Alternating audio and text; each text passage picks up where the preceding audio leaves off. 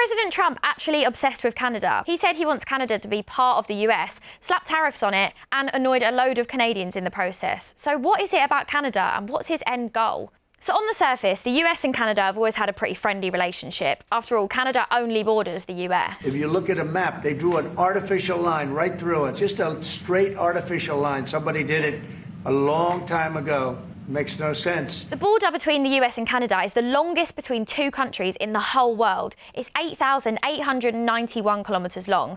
It took a long time to finalise where it should be drawn, and in a little-known treaty in 1908, it was finally confirmed.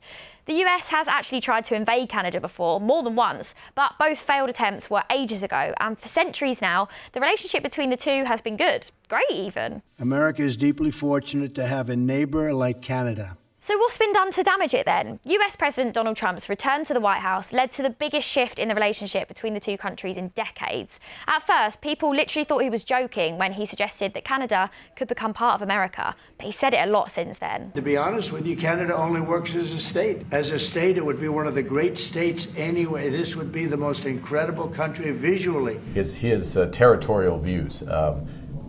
That's never, ever going to happen. But besides all the talk, what has he actually changed? So remember when he was slapping these huge taxes on imports from other countries? Well, he's put steep tariffs of 25% on Canada then, although he did later take them back. In March, he made it so that Canadians have to go through immigration control if they want to access the Haskell Free Library and Opera House, which lies across the Vermont-Quebec part of the border. It used to be open to residents from both nations, and it's always been seen as this symbol of cooperation between Canada and the US. So who came up with this agenda? The latest US and Canada fallout has been covered in this piece from our North America correspondent, Anthony Zurcher. How long has Donald Trump been expressing an interest in taking over Canada? He brings it up over and over again. There was one point where I asked him a question about trade with the UK, and he pivoted and started talking about Canada. Canada has huge supplies of rare earth metals, gold, oil, coal and lumber. The kind of natural wealth that some people say President Trump is after, including Canada's new Prime Minister, Mark Carney. The Americans want our resources, our water, our land, our country. America is not Canada, and Canada never, ever will be part of America in any way, shape, or form. Although President Trump says that's not the case. We don't need their lumber. We don't need their energy. We have more than they do. We don't need anything. Geographically, they occupy, obviously, an area that borders on the Arctic. The Arctic could become a much more important region as global warming continues to move forward. And it sounds like Canadians have pretty strong views on any discussions about becoming American. Absolutely not. Not a chance. No. Yes, I could. No.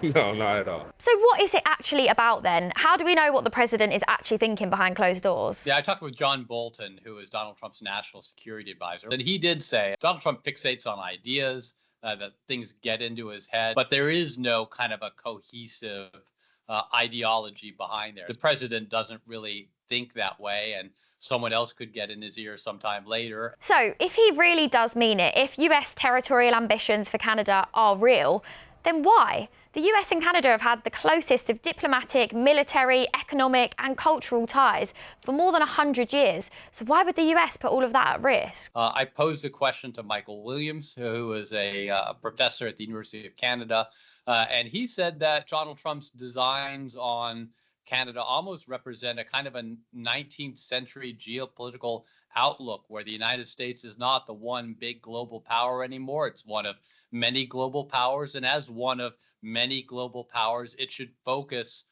more of its time and effort on securing its immediate geographic region. And so that includes Canada. You secure the areas around you, you consolidate your borders and your immediate region, and you use that as your base of power in interacting with China and Russia and Europe and whoever else. If you listen to some of the people around Donald Trump, people like Secretary of State Marco Rubio, he came right out and said that it was kind of a weird quirk of the Cold War that the United States was this one superpower. What's a much more stable, traditional kind of a geopolitical balance is that the United States is just one of many powers. Okay, what now then? Where do we stand at the moment? We already know Canadians have been boycotting US products and cancelling their holidays there off the back of these tariffs. And we know Canada's new Prime Minister, who we mentioned earlier, thinks the trust between the US and Canada has already been broken. There is a partnership to be had, an economic and security partnership to be had. It's going to be a very different one than we've had in the past. So Canada's not the only place Trump is interested in, by the way. He's already spoken about Greenland and the Panama Canal. He ruled out using force in their cases, but he did say he'd consider using economic force to influence Canada. How unprecedented is this? Like, is it a new idea that a prime minister or president could just say, I want to take that bit of land and I want it as my own? It's much more kind of a 19th century, as I mentioned, way of looking at things where borders were movable. That was kind of the way things were done before. But for instance, when Russia invaded Ukraine just a few years ago, the United States was leading the push to say no. Russia can't expand its borders this way. Territorial acquisition is a violation of international law.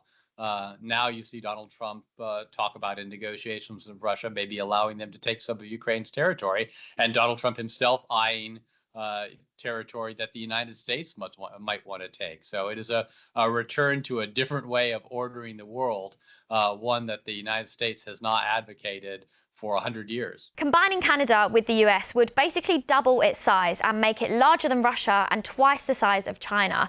So any idea of expansion or unification would be seen as a direct threat by both of those countries.